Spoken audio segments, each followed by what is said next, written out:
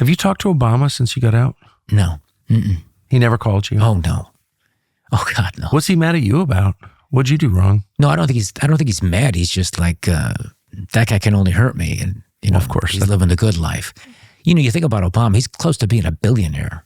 Those Obamas have monetized, like the Clintons did, their time in the Oval Office and in the White House. I think about Trump. How did Obama get so rich? Right. Well, I mean, he's got that whole establishment stuff that, overpay them for things. I think got a deal for like a book deal that was like $60 million or something in advance. And I don't know what the other things he's doing, but I think there's like documentaries he supposedly makes for Netflix. They paid him $100 million or something. But I think about that, and I know, them, and the moment they won for the Senate, and they wanted a mansion first thing, and she wanted a job. Yeah, there's other things about him that I've been told by Tony that I don't think I should say, just because, boy, they're terrible if true, and I tend to believe they are.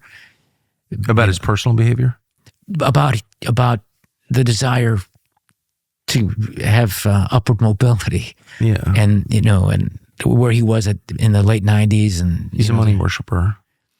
Yeah, and I compare that, and I think about Trump, who's made all that money and built it up in business, and then decided to leave that good life to go and put himself through this in this rotten, nasty business, and he gets treated like that, where they're trying to literally destroy him and his family and all that wealth that he created.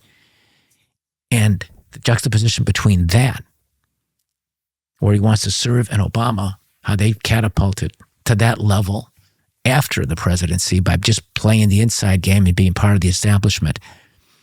It's a dramatic Do you see, when you keep hearing these whispers, a lot of them are just like nonsense on the internet, but then you do hear from Democrats, I don't know if it's true, but that Obama would like to see his wife run after Kamala Harris loses. Do you think there's any truth to any of that? Yes. I think that's not unlikely. I don't know that she wants to do it, though. But it doesn't seem like she does, but what do I know? I'm not. Yeah, I know. I'm the same way. Sure, I can see that. I can see the possibility of that. How much control does Obama have over the modern Democratic Party? It's a good question. He's the most influential person in the Democratic Party today. But I would say that his influence wanes as the years go by. He's not as influential now as he was 4 years ago or 8 years ago. Times change, new people come in. I do think that the socialists, the Democrats, the AOC types are further left than Obama. And that's a tiger that he can't hold by the tail, that are kind of pushing him and others that way. I don't know that he's comfortable doing that. The thing about him is he's got a fundamental left-wing ideology, but he's a lot more practical than that. He's all about just winning for himself. And, I think about when he ran for president in 2008, he supported a border wall.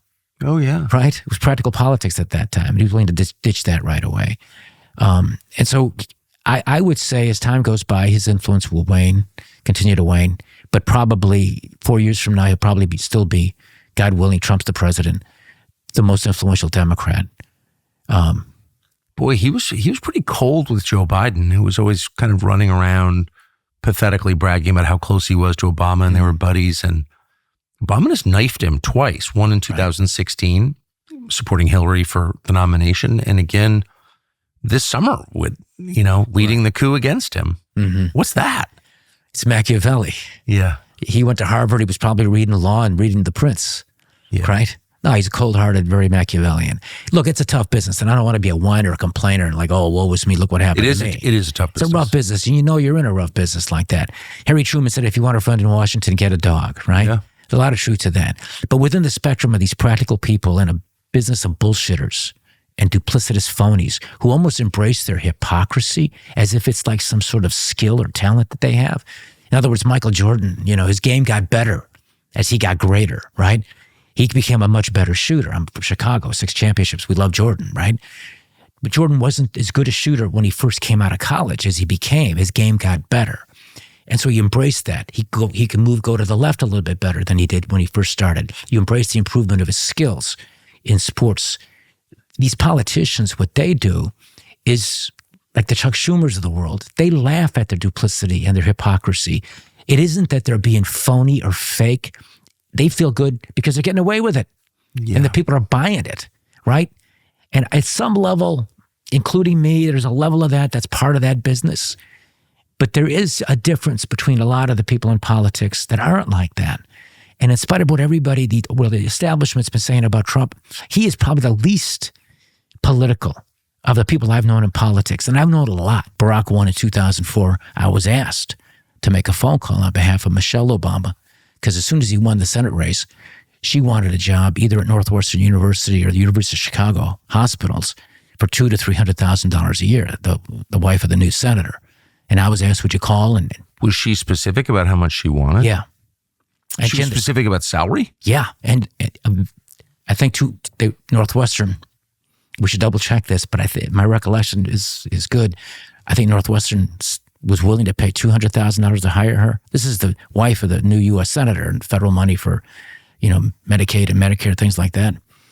And then they got a better offer at the University of Chicago, which is in Hyde Park, where they're from, $300,000, and she ended up working there. And I'd called to help because you help people in politics, and the guy's wife wants a job. I'll make a phone call. He didn't get it. She didn't get it because of me, but it didn't hurt to have the governor call and say, the second Obama gets elected, Michelle says, I want a job at one of two hospitals for between $200,000 and $300,000. That's correct. Yeah. And she ended up working at the University of Chicago Hospital. I'm almost certain $300,000 a year. And so Resco was really helpful to Obama. And so when the investigations against me heated up, it had to do with fundraising, and Tony was part of that. And I got to say this, Tony suffered. He spent 8 years in prison.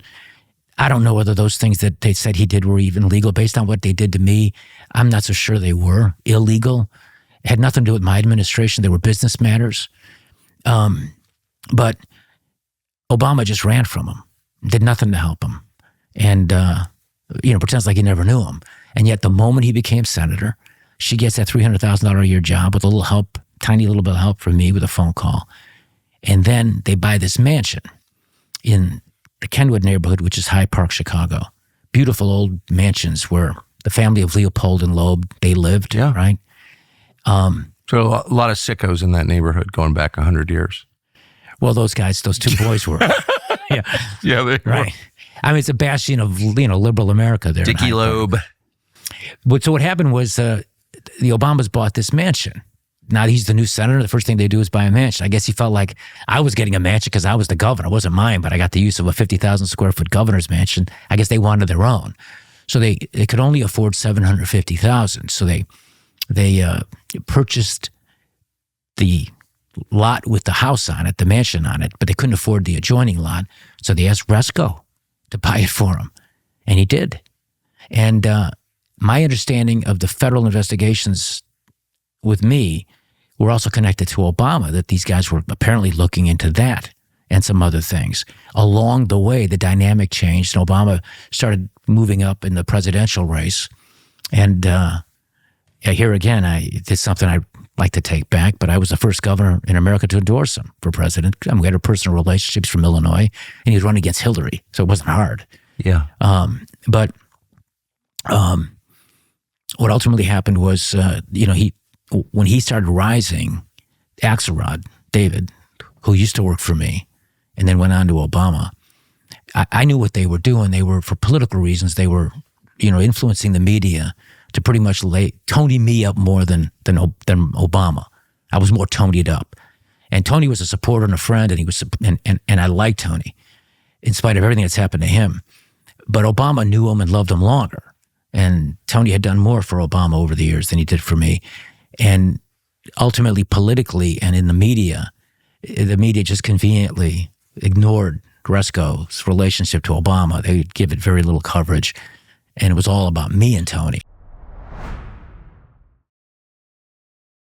Thanks for watching our YouTube channel. We hope you'll subscribe to it. And by the way, you can hit the little bell on there and get notifications every time we produce a video. We hope you'll do that also.